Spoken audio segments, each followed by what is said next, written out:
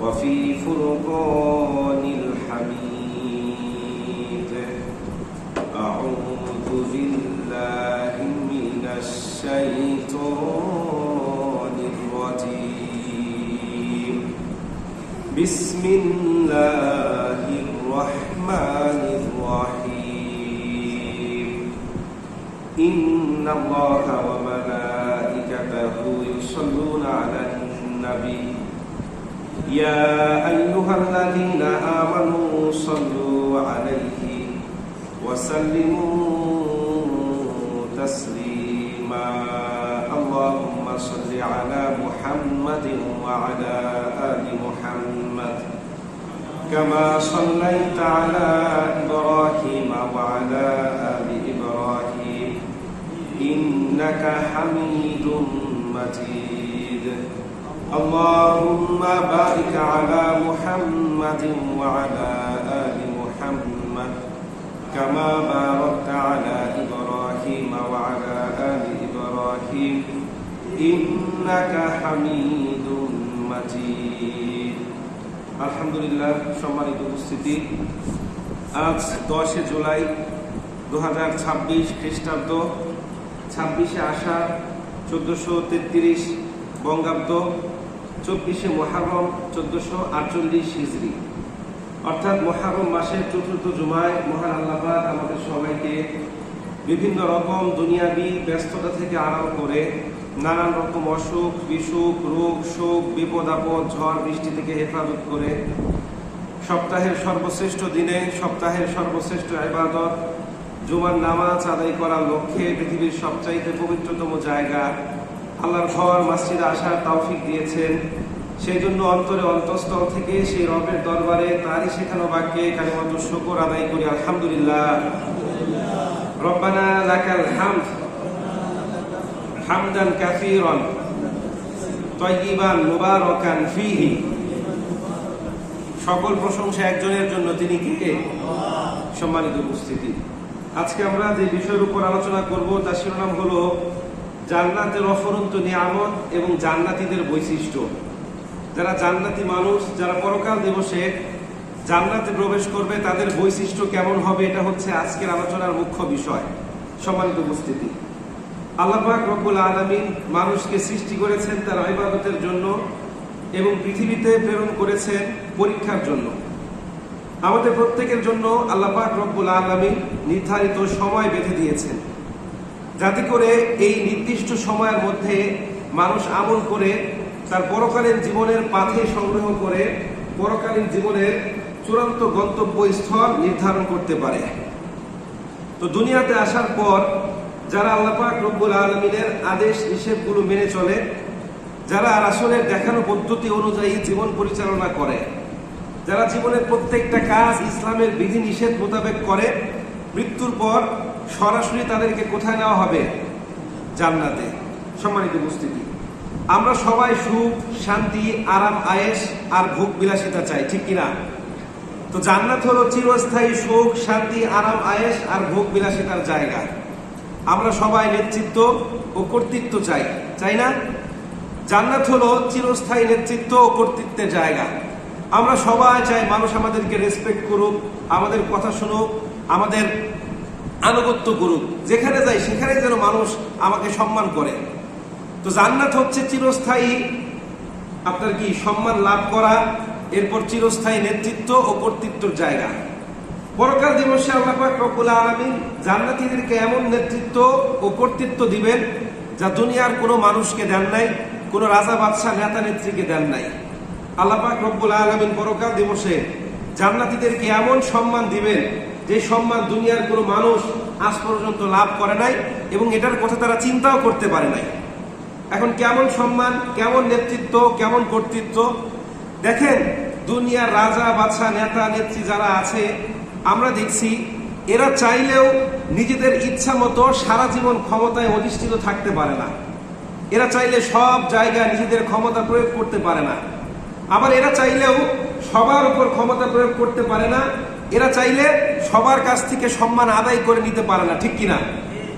সম্মানিত উপস্থিতি, কিন্তু জান্নাত এমন একটা জায়গা যেখানে আল্লাহ পাক রব্বুল আলামিন জান্নাতীদেরকে এমন সম্মান দিবেন যে সম্মান দুনিয়ার কোনো মানুষকে আল্লাহ পাক রব্বুল আলামিন কখনোই দেন নাই। দেখেন, যে ব্যক্তি বাংলাদেশের প্রেসিডেন্ট বা প্রধানমন্ত্রী, সে শুধু বাংলাদেশের উপর নিজের ক্ষমতা প্রয়োগ করতে পারবে, সে চাইলে ইন্ডিয়ায় নিজের ক্ষমতা দেখাতে পারবে না। আবার ধরেন 5 বছরের জন্য একজন এলাকার ইউপি চেয়ারম্যান হলো, 5 বছর শেষ, এরপরে সে চাইলেও ক্ষমতায় থাকতে পারবে, তাকে আবার নির্বাচিত হয়ে আসতে হবে, ঠিক কিনা? তো দুনিয়ার ক্ষমতা এগুলো সীমিত, দুনিয়ার সম্মান এটাও সীমিত, এরপর আপনার কি বলে দুনিয়ার হায়াতটাও আমাদের সীমিত। কিন্তু পরকাল দিবসে আল্লাহ পাক রব্বুল আলামিন এমন সম্মান, এমন ক্ষমতা দিবেন যেটা শুরু আছে, কোনো কি নাই, শেষ নাই। জান্নাত এমন একটা জায়গা, এই জান্নাতের সকল মাখলুক শুধুমাত্র জান্নাতীদের সেবায় নিয়োজিত থাকবে। তারা যা বলবে তাই করবে, এবং কিছু কিছু ক্ষেত্রে আদেশও দেওয়া লাগবে না, শুধু অন্তর দিয়ে চিন্তা করবে, আর সেটাই কি বাস্তবায়ন হয়ে যাবে। দলিল কি?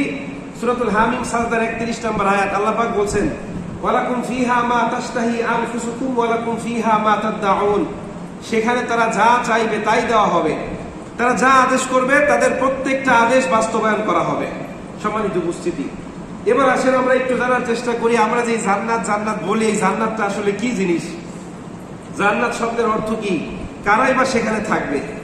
দেখুন, জান্নাত হচ্ছে একটা আরবি পারিভাষিক শব্দ, যার বাংলা আবিধানিক অর্থ হলো উদ্যান, বাগান, বাগিচা, স্বর্গ। ফার্সি ভাষায় বলা হয় বেহেশত, আর ইংরেজিতে বলা হয় হেভেন। শরীয়তের পরিভাষায় যে সকল মানুষ দুনিয়াতে আল্লাহ পাক রব্বুল আলামিনের আদেশ নিষেধ মেনে চলবে, যারা জীবনের প্রত্যেকটা কাজ ইসলামের গণ্ডির মধ্যে থেকে করবে, পরকালীন জীবনের পুরস্কার স্বরূপ তাদেরকে যে চিরস্থায়ী শান্তি সুখের আবাসস্থল, নিয়ামত সমৃদ্ধ স্থানে প্রবেশ করানো হবে, তার নাম হচ্ছে কি? জান্নাত। এই জান্নাত এমন একটা জায়গা যেখানে রয়েছে সারি সারি গাছ, থোকা থোকা ফুল, কাঁদি কাঁদি ফল, দৃষ্টিনন্দন উঁচু উঁচু ঘর, সুরম্য ইমারত, আর সবুজ শ্যামল অভয়ারণ্য। যে ব্যক্তি একবার এই জান্নাতে প্রবেশ করবে, সে আর কোনোদিন এখান থেকে বের হতে চাইবে না, এমনকি বের হবেও না। কখনো তার বয়স বাড়বে না, বৃদ্ধ হবে না, কোনো রোগে আক্রান্ত হবে না, সে চিরদিন এই জান্নাতের মধ্যে কি করবে? অবস্থান করবে। আল্লাহ পাক রব্বুল আলামিন সূরাতুল ফাতিরের 34 এবং 35 নম্বর আয়াতের মধ্যে বলছেন, ওয়াকালুল হামদুলিল্লাহিল্লাযী আযহাবা আন্নাল হাযান ইন্না রাব্বানা লাগফুরুন শাকুর আল্লাযী আহাল্লানা দারুল মুকামাতি মিন ফাদলি লা ইয়ামাসসুনা ফিহা নাসাবু ওয়া লা ইয়ামাসসুনা ফিহা লুগুব। আল্লাহ পাক বলছেন, জান্নাতীরা যখন জান্নাতে প্রবেশ করবে তখন তারা বলবে যে আলহামদুলিল্লাহিল্লাযী আযহাবা আন্নাল হাযান, সমস্ত প্রশংসা সেই রবের যিনি আমাদের সকল দুঃখ কষ্ট দূর করে দিয়েছে। ইন্না রব্বানা লাগফুরুন শাকুর, নিশ্চয়ই আমাদের রব আমাদের প্রতি ক্ষমাশীল এবং গুণগ্রাহী। আল্লাযী আহাল্লানা দারুল মুকামাতি মিন ফাদলি, যিনি তার নিজ অনুগ্রহে আমাদেরকে এই সম্মানজনক জান্নাতের মধ্যে প্রবেশ করিয়েছেন। লা ইয়ামাসসুনা ফিহা নাসাবু ওয়া লা ইয়ামাসসুনা ফিহা লুগুব, যেখানে আমাদের কোনো প্রকার দুঃখ ও ক্লান্তি থাকবে না।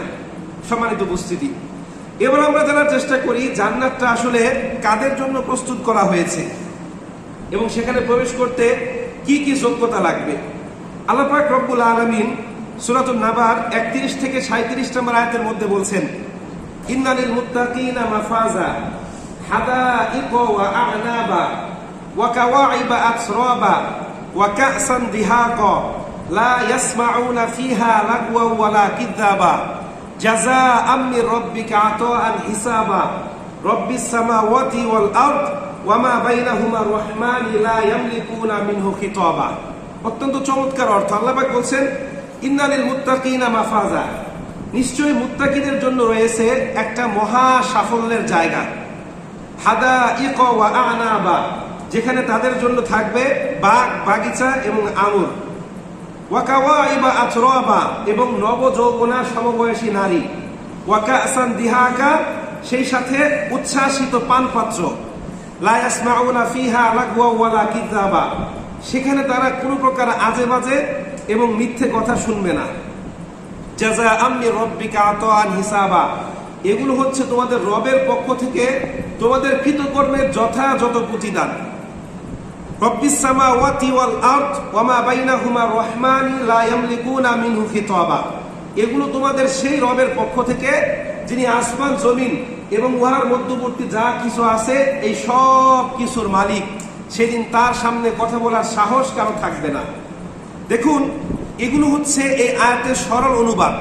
আমরা যদি একটু ব্যাখ্যা করি, বিশ্বমানবতার মুক্তির দিশারি মহাগ্রন্থ আল কোরআনে যেখানেই আল্লাহ পাক রব্বুল আলামিন নিজের নাম জাব্বার কাহার বলেছেন, সেখানেই আল্লাহ পাক রব্বুল আলামিন নিজের নামের পরিচয় দিয়েছেন রহমান রহিম বলে। কেন? যাতে করে তার বান্দারা ভয় পেয়ে ঘাবড়ে না যায়। যেখানে আল্লাহ পাক রব্বুল আলামিন জাহান্নামের বিভীষিকার কথা বলেছেন, সাথে সাথেই আল্লাহ পাক রব্বুল আলামিন জান্নাতের নাজ, নিয়ামত, সুখ, শান্তি আর আরামায়াসের কথা বলেছেন। যেখানেই আল্লাহ পাক রব্বুল আলামিন আযাব গজবের কথা বলেছেন, সাথে সাথেই আল্লাহ পাক রব্বুল আলামিন রহমতের কথা বলেছেন। এই যে এই আয়াতগুলো পড়লাম, এই আয়াতগুলোর আগেই কিন্তু আল্লাহ পাক জাহান্নামের ভয়াবহতার কথা বলছেন। আল্লাহ পাক বলছেন ইন্না জাহান্নামা কানাত মিরসাদা লিত্তাগিনা মাআবা। আপনারা সূরা নামা পড়বেন, সম্মানিত উপস্থিতি। তো সেই আল্লাহ পাক রব্বুল আলামিন বলছেন ইন্নালিল মুত্তাকিনা মাফাজা, নিশ্চয় যারা মুত্তাকি তাদের জন্য রয়েছে একটা মহা সাফল্যের জায়গা। দেখেন, আমাদের প্রকৃত সফলতা কিন্তু দুনিয়াতে না, আমাদের প্রকৃত সফলতা কোথায়? পরকাল দিবসে। আপনি কি পরিমাণ টাকার মালিক, কতটুকু পাওয়ারের অধিকারী, কত বড় ডিগ্রি আছে, আপনার বংশ মর্যাদা কত উঁচু, ডাজেন্ট ম্যাটার। এগুলো কিন্তু আমাদের সফলতা না। আপনি চোখ বন্ধ করেন, সব শেষ, ঠিক কিনা? আমাদের প্রকৃত সফলতা কোথায় বলেন তো? পরকাল দিবসে। এই পরকাল দিবসের সফলতা শুধুমাত্র তাদের জন্য, দোষ হো ফিয়ারিন আল্লাহ, যারা আল্লাহ পাক রব্বুল আলামিনকে কি করে? ভয় করে। আরবি ভাষায় তাকওয়া বলে একটা শব্দ আছে। এই তাকওয়া শব্দের অর্থ হলো বিরত থাকা, বেঁচে চলা, সতর্ক থাকা, ভয় করা, সাবধানে চলাফেরা করা। এই গুণটা যদি কোনো মানুষের মধ্যে থাকে, তাহলে ওই ব্যক্তি ফেরেশতাদের চাইতে অধিক সম্মানিত, মর্যাদাবান হয়ে যায়। পক্ষান্তরে এই গুণটা যদি কোনো মানুষের মধ্যে না থাকে, ওই ব্যক্তি শয়তানের চাইতে নিকৃষ্ট হয়ে যায়। যদি বলেন সেই গুণটার নাম কি? তাকওয়া। সেই গুণটার নাম কি? তাকওয়া। কারো মধ্যে যদি তাকওয়া থাকে, সে রিক্সাওয়ালা হোক, ঠেলাওয়ালা হোক, ভ্যানওয়ালা হোক, কৃষক, শ্রমিক, দিনমজুর, যেই হোক না কেন, আল্লাহ পাক রব্বুল আলামিনের কাছে ওই ব্যক্তি মর্যাদাবান, ঠিক কিনা? আর কারো মধ্যে যদি তাকওয়া না থাকে, সে যত বড় অধ্যাপক, মুফতি, মুহাদ্দিস, প্রাইম মিনিস্টার, নেতা, যত বড় পাওয়ারের অধিকারী হোক না কেন, আল্লাহ পাক রব্বুল আলামিনের কাছে ওই ব্যক্তির 2 পয়সার মূল্য নাই, ঠিক কিনা? বলেন আছে? নাই। আল্লাহ পাক রব্বুল আলামিন সূরাতুত তাগাবুনের 16 নম্বর আয়াতের মধ্যে বলছেন ফাত্তাকুল্লাহা মাসতাতাতুম ওয়াসমাউ ওয়া আতিউ ওয়া আনফিকু খায়রাল লিআনফুসিকুম। আল্লাহ পাক বলছেন ফাত্তাকুল্লাহ, ও আমার বান্দারা, তোমরা আমি আল্লাহ পাক রব্বুল আলামিনকে ভয় করো।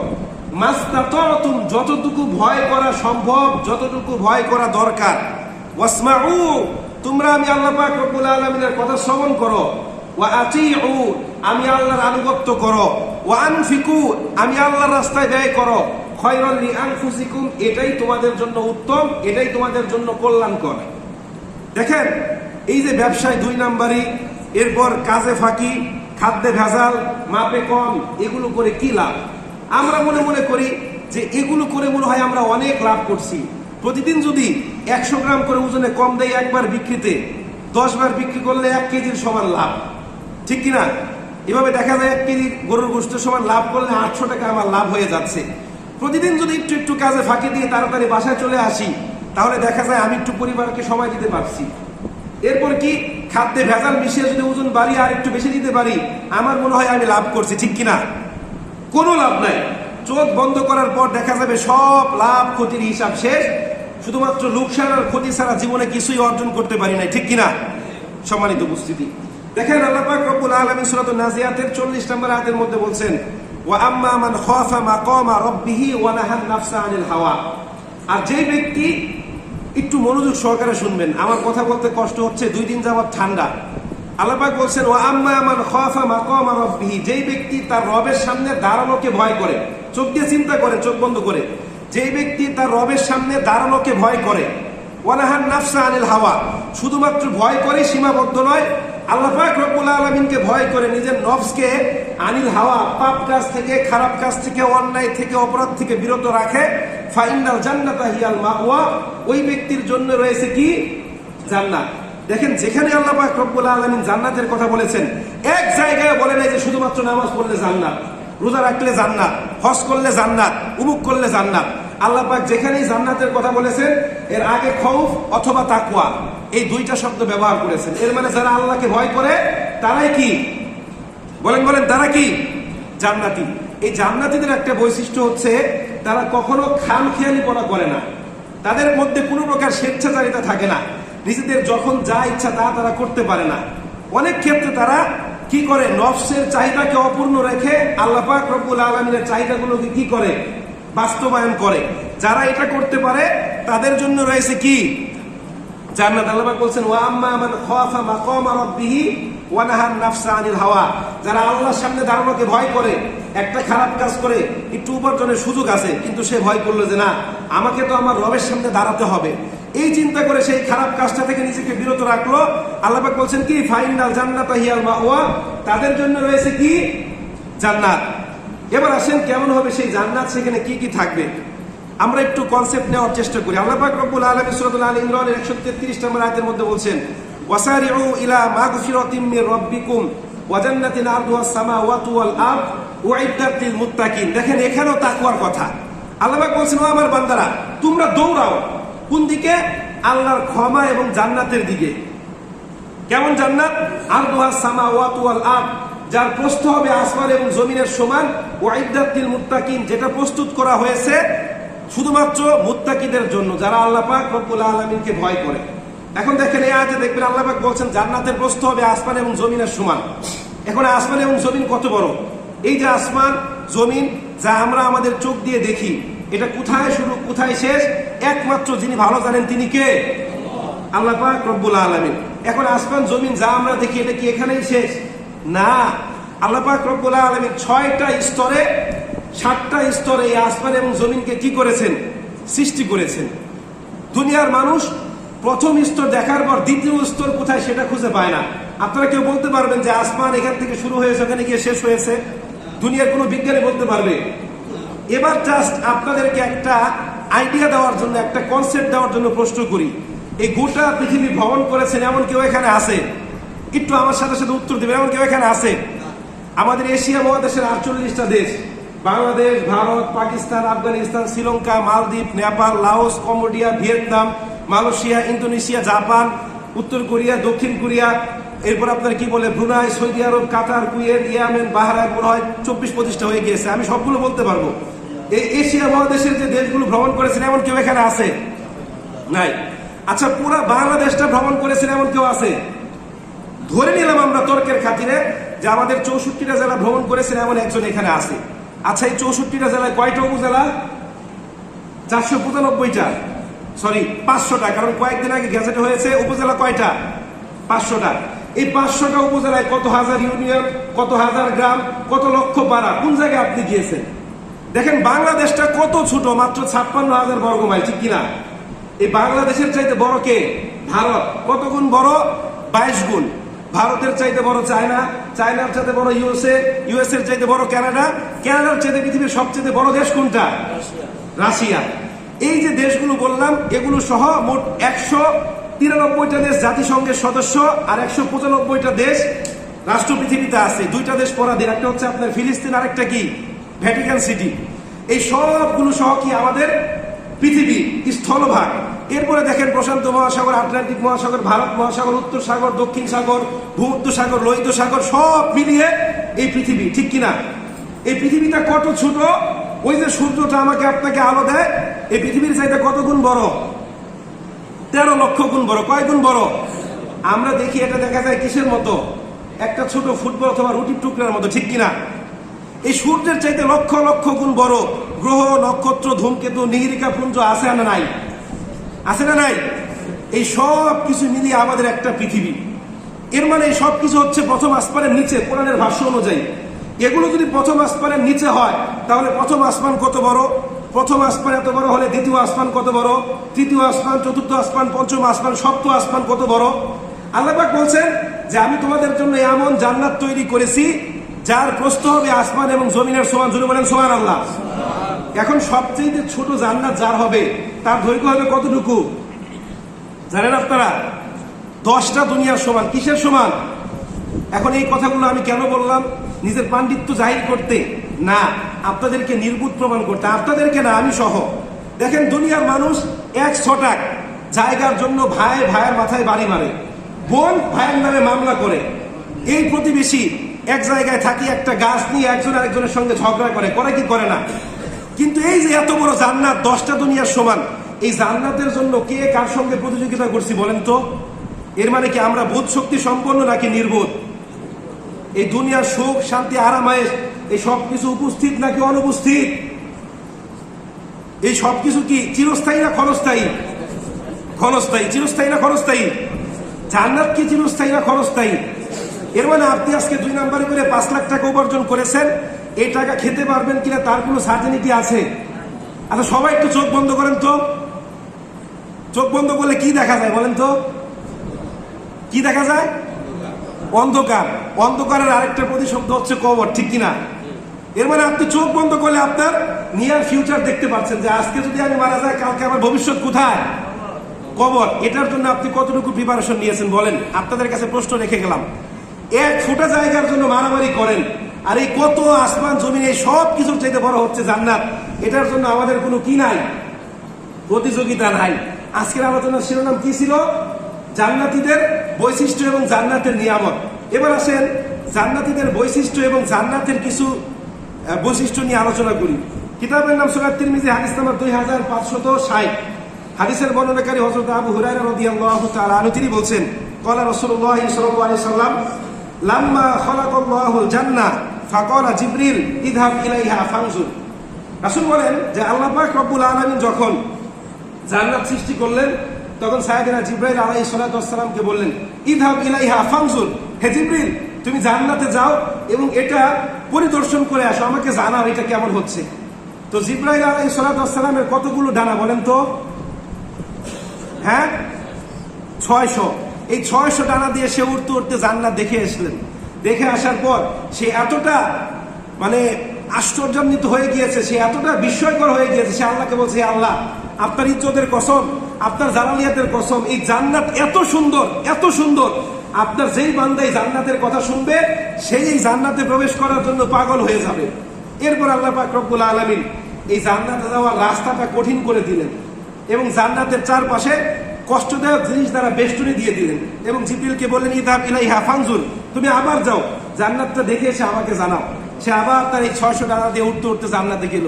সেটার চারপাশে কষ্টদায়ক রাস্তা, কষ্টদায়ক বেষ্টনী দ্বারা দেখে অবাক হয়ে গেলেন। আল্লাহর কাছে বলেন, হে আল্লাহ আপনার ইজ্জতের কসম, লাকাদ খাশিতু আল্লাহ ইয়াদখুলাহা, আমার ভয় হচ্ছে এই জান্নাত এত সুন্দর কিন্তু জান্নাতে যাওয়ার রাস্তাটা এত কঠিন, এর চারপাশে এত কষ্টদায়ক বস্তু দ্বারা ঘেরাও করা, আমার ভয় হচ্ছে যে আপনার কোনো বান্দা এই কষ্টদায়ক রাস্তা অতিক্রম করে জান্নাতে যেতে পারবে না।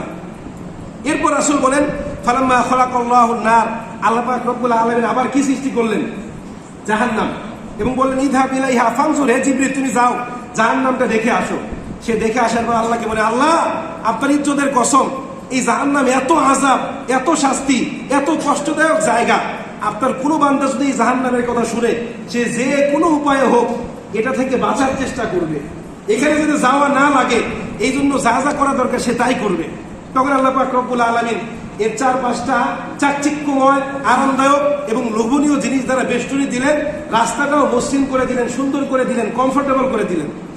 এরপর জিবরিলকে বলেন, ইযহাব ইলাইহা ফানজুর, তুমি যাও জাহান্নামটা পরিদর্শন করে এসো। সে এবার জাহান্নামে গিয়ে ঘুরে এসে আল্লাহকে বলেন, আল্লাহ আপনার ইজ্জতের কসম, এত আযাবপূর্ণ জাহান্নাম, এত কষ্টদায়ক জায়গা, কিন্তু এটার চারপাশে যে চাকচিক্য, যে সৌন্দর্য, যে লোভনীয় জিনিস, রাস্তা যে সহজ, আমার ভয় হচ্ছে যে আপনার সব বান্দারা দৌড়ে দৌড়ে জাহান্নামের দিকে ধাবিত হবে। জোরে বলেন নাউজুবিল্লাহ। এখন এই যে হাদিস, এটা কিন্তু কোনো কিচ্ছা কাহিনী না, এটা কি সহিহ মুসলিমের হাদিস 2560, আপনারা সার্চ করবেন। এখন এই হাদিসের একটা ইনহারেন্ট বা অন্তর্নিহিত সিগনিফিকেন্ট আছে, তাৎপর্য আছে। কি সেটা দেখেন, যেই জিনিসগুলো একটু মূল্যবান, ভ্যালুয়েবল, দামি, সম্মানিত, মর্যাদাবান, ওই জিনিসগুলো অর্জন করতে কষ্ট করতে হয় না, আপনা আপনি পাওয়া যায়। হ্যাঁ, কষ্ট করা লাগে, ঠিক কিনা? ধরেন এই যে এখানে আমি লাউ গাছ লাগালাম, ক্ষেতের মধ্যে সুন্দর সুন্দর লাউ ধরলো, বা কাঁঠাল গাছে সুন্দর সুন্দর কাঁঠাল ধরলো, অনেকে আবার এগুলো নিয়ে বাইরে বিক্রিও করে চুরি করে। যাই হোক, সুন্দর সুন্দর কাঁঠাল ধরলো, এই কাঁঠালগুলো সেফটি রাখার জন্য আমি কি করতে পারি? কাঁটা দিয়ে বা সুন্দর করে বেড়া দিয়ে রাখতে পারি, ঠিক কিনা? একজনের আপেল বাগানে অনেকগুলো আপেল ধরেছে, সে বাগানটা এমনি ফেলে রাখবে গরু ছাগলের জন্য নাকি বেড়া দিবে? বেড়া দিবে। তো জান্নাত এত মূল্যবান, এত ভ্যালুয়েবল জায়গা, এটাকে আল্লাহ পাক উন্মুক্ত করে রাখবেন নাকি নিরাপত্তার চাদর ধরে এটাকে বেষ্টনী দিয়ে রাখবেন? আবার ধরেন এই যে জাহান্নাম এত আযাবের জায়গা, কঠিন জায়গা, বিষয়টা আরো সহজ করার জন্য সহজ উদাহরণ দিই। এখন একটা পরীক্ষা চলছে, বলেন তো কি পরীক্ষা? HSC, higher secondary certificate. এই এইচএসসি পরীক্ষায় কেউ যদি পাশ করতে চায়, তাকে কি পড়া লাগবে নাকি পড়াশোনা না করলে পাশ করা যাবে? এখন কেউ যদি এ প্লাস পেতে চায়, আর একটু বেশি পড়তে হবে। কেউ যদি বোর্ডে ফার্স্ট হতে চায়, কেউ যদি সারা বাংলাদেশে স্ট্যান্ড করতে চায়, এর মানে কোনো কিছু অর্জন করতে হলে কি করতে হয়? বুঝেন নাই আপনারা? কোনো কিছু অর্জন করতে হলে কি করতে হয়? আর যদি অর্জন না করেন, ফেল করতে চান, কিছু করা লাগবে। রাত 3টা পর্যন্ত মোবাইল টিপবেন, মোবাইলে গান, টিকটক, এরপর যা ইচ্ছা তা দেখবেন, এরপর ঘুমাবেন, এরপর সকাল 11টা 12টা বাজে উঠলেন, সপ্তাহে একদিন স্কুলে গেলেন, না গেলেও সমস্যা নাই, পরীক্ষা না দিলে তো ফেল করা আরো সহজ, ঠিক কিনা? কিন্তু কেউ যদি পরীক্ষায় পাশ করতে চায়, এ প্লাস পেতে চায়, স্ট্যান্ড করতে চায়, সারা বাংলাদেশে 1 নম্বর হতে চায়, তাকে কি করতে হবে? কষ্ট করতে হবে। এবং তাকে আপনি জিজ্ঞাসাবাদ করবেন। যারা মেডিকেলে ফার্স্ট হয়, ঢাকা ইউনিভার্সিটিতে ফার্স্ট হয়, তারা বলে যে আমরা রুটিন মাফিক জীবন যাপন করেছি, ঠিক কিনা? খাওয়ার সময় খেয়েছি আর সারাদিন পড়েছি, ঠিক কিনা? এর মানে যারা জান্নাতি, তারা দুনিয়াতে খামখেয়ালিপনা করে, ঠিক কিনা? বুঝেন নাই আপনারা? তারা দুনিয়াতে স্বেচ্ছাচারিতা করে, যেভাবে ইচ্ছা সেভাবে চলাফেরা করে, ঠিক কিনা? ফজরের নামাজের সময় নাক ডেকে ঘুমায়, ঠিক কিনা? জোহরের নামাজের সময় কি করে? আড্ডা দেয়। আসরের সময় বন্ধুদের নিয়ে বাইক দিয়ে ঘুরে। মাগরিবের নামাজের সময় স্ত্রী সন্তানদেরকে নিয়ে পার্কে থাকে, ঠিক কিনা? যারা জান্নাতি, তারা দুনিয়াতে কি করে? রুটিন মাফিক জীবন যাপন করে। তাদের এই রুটিনটা হচ্ছে কি? নামাজের সময় সূচি। কি বলেন, ঠিক কিনা? সম্মানিত উপস্থিতি, তো দেখেন জান্নাতে যেহেতু আরাম আয়েশের জায়গা, এই জন্য জান্নাতে যাওয়া কি কঠিন। জান্নাতে যেতে গেলে কি করতে হবে? একটু কষ্ট করতে হবে, একটু কি করতে হবে? ত্যাগ করতে হবে। আল্লাহ পাক রব্বুল আলামিন সূরা জুমারের 73 নম্বর আয়াতের মধ্যে বলছেন, ওয়াসিকাল্লাযিনা তাকাউ রাব্বাহুম ইলাল জান্নাতি যুমারা হাত্তা ইযা জাউহা ওয়া ফুতিহাত আবওয়াবুহা ওয়া ক্বালা লাহুম খাযানাতুহা সালামুন আলাইকুম তিবতুম ফাদখুলুহা খালিদিন। আর যখন জান্নাতীদেরকে সম্মানের সহিত জান্নাতের কাছে নিয়ে যাওয়া হবে, হাত্তা ইযা জাউহা ফুতিহাত আবওয়াবুহা, তখন আপনি জান্নাতের দরজাগুলো কি খুলে যাবে। এবং এটার যে নিরাপত্তা কর্মী আছে, এরা বলবে ওয়াকালা লাহুম খাযানাতুহা সালামুন আলাইকুম তিবতুম ফাদখুলুহা খালিদিন, আপনাদের উপর শান্তি বর্ষিত হোক, আপনারা চিরস্থায়ী শান্তি সুখের আবাসস্থল জান্নাতের মধ্যে কি করেন? প্রবেশ করেন। এভাবে তাদেরকে কি করে নেওয়া হবে?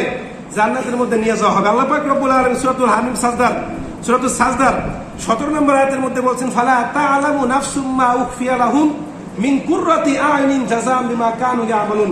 দুনিয়ার কোনো মানুষ জানে না কি চক্ষু শীতলকারী নিয়ামত সেখানে তাদের জন্য রাখা হয়েছে। আল্লাহ পাক বলছেন কেউ জানে না।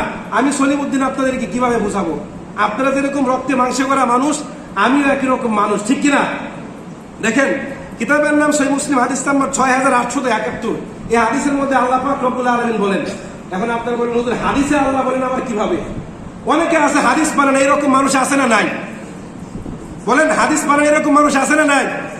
এদের থেকে আপনারা দূরে থাকবেন, এরা ডেঞ্জারাস। হাদিসের কুদসি হচ্ছে কি? কথা আল্লাহর কার মুখ দিয়ে বের হয়েছে? আল্লাহ পাক রব্বুল আলামিনের। কিতাবের নাম সহিহ মুসলিম, হাদিস নাম্বার 6871। রাসূল বলছেন যে আল্লাহ পাক রব্বুল আলামিন বলেন, আদাতুল ইবাদি সলিহিন মা লা আইনুন রাআত ওয়ালা উযনুন সামিআত ওয়ালা খাতারা আলা কালবিল বাশার। আমি আমার বান্দার জন্য পরকাল দিবসে যে নিয়ামত রেখেছি, দুনিয়ার কোনো চক্ষু সেটা দেখে নাই, কোনো কান সেটা শুনে নাই, কোনো অন্তর সেটা চিন্তাও করতে পারে না। আল্লাহ বলছেন কোনো অন্তর চিন্তা করতে পারবে না। তো আমি আপনাদেরকে কিভাবে বুঝাবো? আমি জাস্ট আপনাদেরকে একটা কনসেপ্ট দিতে পারি, ঠিক কিনা? সম্মানিত উপস্থিতি, এবার আসেন জান্নাত কয়টা বলেন তো? 8টা। কোন বর্ণনায় আছে জান্নাত 8টা, আবার কোন বর্ণনায় আছে জান্নাত 1টা, কিন্তু স্তর কয়টা? 8টা। তো 1টা হোক 8টা হোক, ডাজন্ট ম্যাটার। আমাদের লক্ষ্য হচ্ছে আমরা কিভাবে এই জান্নাতের মধ্যে প্রবেশ করব। এবার আসেন, এই যে জান্নাত, এই জান্নাতের মধ্যে সবার আগে প্রবেশ করবে কে বলেন তো? হ্যাঁ, রাসূল সাল্লাল্লাহু আলাইহি সাল্লাম। এটা হচ্ছে সহিহ মুসলিমের 374 নম্বর হাদিস দ্বারা প্রমাণিত। আমি হাদিসটা বললাম না। এবার আসেন, এই যে জান্নাতের মধ্যে সবার আগে রাসূল প্রবেশ করবে, রাসূল কাদের নেতা? আমাদের নেতা। তো নেতার দাম যদি এত বেশি হয়, তার কর্মীর দাম বেশি হবে না কম হবে? এর মানে রাসূল প্রবেশ করার পর উম্মতে মুহাম্মদী জান্নাতে প্রবেশ করার আগে কোন নবীর উম্মত এই জান্নাতে প্রবেশ করতে পারবে না। এটার দলিল কি? সহিহ মুসলিম 1865 নম্বর হাদিস। এখানে রাসূল বলছেন, আমার উম্মতের দল, তোমরা দুনিয়াতে সমস্ত উম্মতের পর এসেছো, কিন্তু পরকাল দিবসে তোমরাই সবার আগে কোথায় যাবে? জান্নাতে যাবে। দেখেন আল্লাহ পাক রব্বুল আলামিন এই উম্মতে মুহাম্মদের অনেক মানুষকে বিনা হিসাবে জান্নাতে দিবেন। এটার দলিল কি? দলিল হচ্ছে সুনান তিরমিজি 2437 নম্বর হাদিস। রাসূল বলছেন, ওয়াদানি রব্বি আইয়ুদখিলাল জান্নাতা মিন উম্মতি 70,000 হিসাবান আলাইহিম ওয়ালা আযাবা মা কুল্লি আলফিন 70,000 ওয়া সালাসু হাসায়াতিন মিন হাসায়াতিহি। রাসূল বলছেন যে আল্লাহ পাক রব্বুল আলামিন আমার উম্মতের 70,000 মানুষকে বিনা হিসেবে জান্নাতে দিবেন।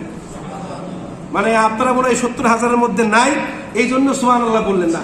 মানে আমরা এতটা কৃপণ হয়ে গিয়েছি, সুবহানাল্লাহ আলহামদুলিল্লাহ এগুলো আমরা বলতে চাই না।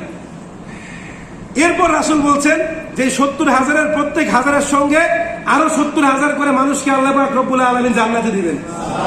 এতক্ষণ যা বললাম এটা আপনি ক্যালকুলেটর দিয়ে হিসাব করতে পারবেন। এরপর রাসূল বলছেন কি? ওয়াসালাসু হাসায়াতিন মিন হাসায়াতিহি, 70,000 প্রত্যেক হাজারের সঙ্গে আরো 70,000। এরপর আল্লাহ পাক রব্বুল আলামিন তার কুদরতি হাতের 3 অঞ্জলি পরিমাণ মানুষকে বিনা হিসাবে জান্নাতে দিয়ে দিলেন। জোরে বলেন সুবহানাল্লাহ। এখন আল্লাহ পাক রব্বুল আলামিনের কুদরতি হাত কত বড়, 3 অঞ্জলি পরিমাণ মানুষ কত বেশি, সেটা যিনি ভালো জানেন তিনি কে? আল্লাহ পাক রব্বুল আলামিন। এখন এই জান্নাতে যেতে চান না কে কে? হ্যাঁ, সবাই যেতে চান, কিন্তু আজকে ফজরের নামাজে মুসল্লি ছিল কয়জন জানেন? আমার মনে হয় 15 জনের বেশি হবে না। একজন মানুষ ফজরের নামাজ পড়বে না জামাতে এসে, ওই ব্যক্তি জান্নাতের দাবি করবে। আমি কোশ্চিন কালো এটা বিশ্বাস করি না, করি না, করি না। আপনারা বিশ্বাস করেন? একজন মানুষ 5 ওয়াক্ত নামাজ জামাতে পড়বে না, ওই ব্যক্তি জান্নাতের দাবি করবে। আমি এটা কখনোই বিশ্বাস করি না। একজন মানুষের নেচার খারাপ, আচরণ খারাপ, ওই ব্যক্তি জান্নাতের দাবি করবে। আমি এটা কখনোই বিশ্বাস করি না। একজন মানুষ ভেবে চিনতে কথাবার্তা বলে না, ওই ব্যক্তি জান্নাতের দাবি করবে। আমি এটাও কখনো বিশ্বাস করি না। যারা জান্নাতি তাদের বৈশিষ্ট্য অন্যরকম, তাদের চলাফেরা, কথাবার্তা সব জায়গায় কি থাকে? নমনীয়তা থাকে। সব জায়গায় তারা কি করে? আল্লাহ পাক রব্বুল আলামিনের আদেশ নিষেধ এবং রাসূলের দেখানো পদ্ধতি বাস্তবায়ন করে। সম্মানিত উপস্থিতি, তো আল্লাহ পাক রব্বুল আলামিন আমাদের সবাইকে জান্নাতীদের যে নেচার বা যে বৈশিষ্ট্য আছে, এই বৈশিষ্ট্যগুলো অর্জন করার মতো তৌফিক দান করুন। সবাই বলে আমিন।